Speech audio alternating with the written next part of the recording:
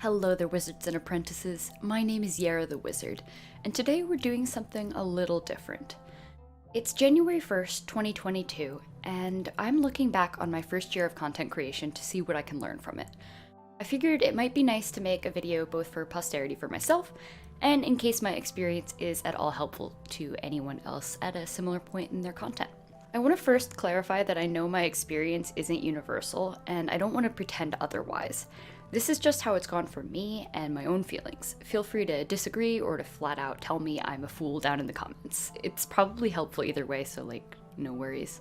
As I go through my retrospective, I am going to talk a little bit about my equipment, but I'm not a very technical person, so it won't be a lot. If you have any specific questions that I don't cover in the video, just ask me in a comment and I'll try to answer.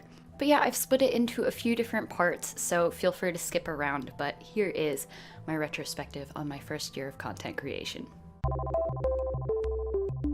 This isn't intended to be an autobiography, so I'm going to keep this brief. I started playing Minecraft in 2020 and started watching content like Hermitcraft and Waddles around that time too. I was really excited about the things that could be done in Minecraft, so I really wanted to just try my hand at it myself. I used this laptop, an HP Spectre, to make a couple of videos in late 2020, which I'm sort of counting in that year of content creation because I'm making up my own rules. This laptop was not bad, all things considered, but the main problem I ran into with it was collapse. The laptop just couldn't handle a Discord call and recording at the same time, and it would drop tons of frames. We actually had a Scarworld UHC at one point, and while I kept the video up, I know it's basically unwatchable. So yeah, I knew I'd have to upgrade my setup if I was ever going to record with other people, which is a pretty important part of Minecraft content. That said though, I was able at least to get comfortable with the basics of making a build video.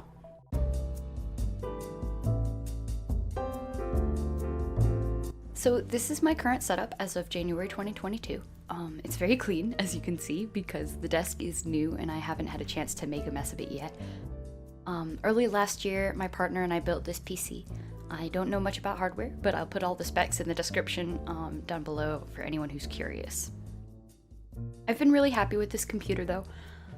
It's been able to do everything that I've needed it to, so that's cool. Now this boom and pop filter, those are new. The boom and the desk were a Christmas gift. Shout out to my mom. Thanks, Mom.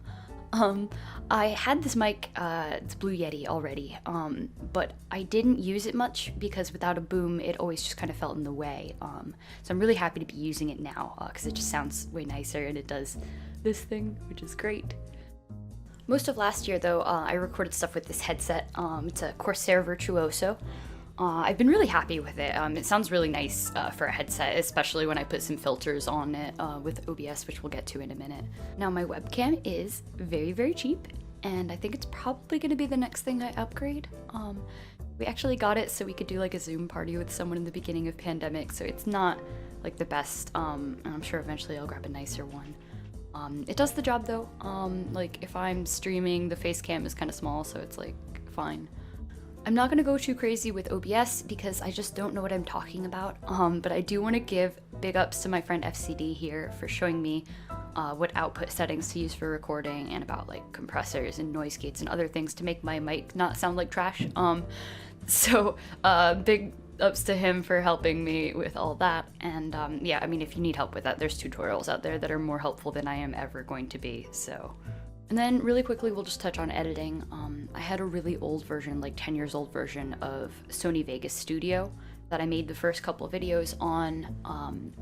I honestly would have just kept using it if it had worked on my new computer, but I ended up just grabbing one of the new Sony Vegas Pro 16 when it was on a Humble Bundle, which if you can do that, like I really recommend it because I got this software and some other ones for like $30 flat fee. Vegas might not be for everyone as an editing software, but since I've used it for so long, I know all the keybinds and I'm just generally more comfortable with it than other softwares. So it does everything I need to, and I can't beat not having a monthly fee.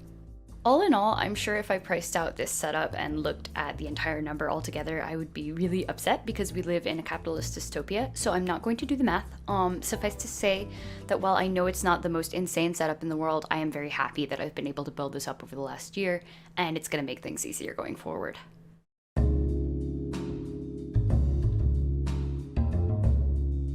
So now that you know what I've been working with, this is the part where I try to think critically about where I've succeeded versus failed in my first year of content. I do want to specify that when I talk about my failures, I'm not trying to be like down on myself, but just to look at it objectively and figure out how I can improve in the future. One of the first things I wanted to record when I finally got the ability to record with others was city limits. I'd had the idea for a podcast-style interview series and was eager to try it out. But what I ended up learning was that interviewing is really hard and releasing on any kind of schedule is really hard, especially when you work or you're in school, which I was both. And so I'll talk more about that later, but suffice to say, I ended up coming to the conclusion that while city limits wasn't necessarily like a bad idea, it was ultimately just not very fun to make. I wanted to bring this up in part because, in a way, the fact that my first series didn't work is ultimately fine, because I learned about what I like and don't like as a content creator, and I got a good amount of practice in with just editing, specifically sound editing, which I think I've only just now started to get right, so, you know, it was worth the time. Next up, though, we've got Pleasant Junction, the first SMP server I joined with the idea that most of us would be making content together. So again, this series has suffered a bit because of my inability to release on a regular schedule. I'm literally thinking of the episode I should be making right now instead of this retrospective. But all in all, I'm happier with this series. With Pleasant Junction, I have been trying to look critically at content that I watch and learn how it's structured so that I can try to implement some of that myself. Like for example, some hermits from Hermitcraft like Iskal and Gemini Tay use a sort of narration method where most, if not all, of their narration is recorded after the actual events of the episode, giving a sort of narrative cohesion to the story as if it were told in flashback, which I found was a really helpful method for me, especially as like a novice who doesn't quite know how to structure an episode yet. So I wanted to point that out. Around this time, I also got myself a camera account, which helped a lot for time lapses and getting far off views of builds. Just a builder's note, I found the camera account was immensely helpful for making custom trees. I haven't talked much about my streams up to this point. I've kind of decided it falls a little more into the next section. So I mentioned before that it's really hard to release stuff on a schedule if you also have a full-time job and or if you're a student. Also if you have life events, or depression, or ADHD, or all of those things. So the point is, I absolutely know that the biggest thing that kept me from growth this year was my inconsistency. Throughout all this time, I'd been trying to stream once a week, and I canceled way more often than not. I'm not consistent, and I admit this freely. I think a lot of new content creators really get sucked into the idea of the grind. And I know this because I also get sucked into that idea. I have a tendency to really beat myself up when I don't release anything for a while, or when I notice I've lost a subscriber, which, like, it just happens. It's normal. But it's hard not to feel that way, especially when we know, due to the experience of others, that the grind really does work to an extent. And because of that, it's super, super easy for content creators, both small and big ones alike, to fall into this pattern of guilt when we don't produce, even when it's due to completely valid reasons. You see content creators apologizing for a lack of videos when they're facing health problems or family tragedies, and that's just genuinely sad, and it's not okay that that's the norm.